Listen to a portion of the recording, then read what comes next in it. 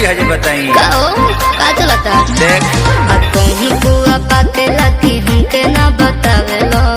इनके भीतरी से आँख चमकावेलो ना पागल होई देखी सीन जैसा तो गुलू गुलू तो गुलू गुलू गाई सोयाबीन जैसा तो गुलू गुलू गाई सोयाबीन जैसा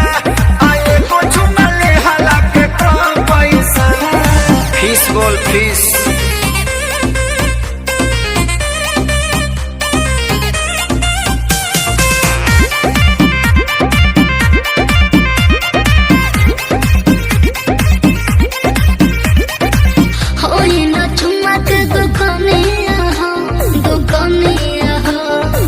कैसे लुटा दे हम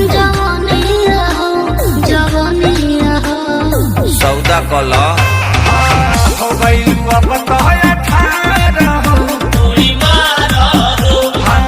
पानी में आग धनी बार हो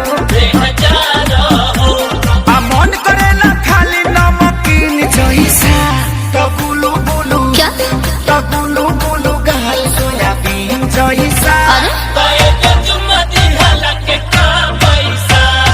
गुलू गुलू गाय सोयाबीन जैसा आए को चुमली हाला के कम पैसा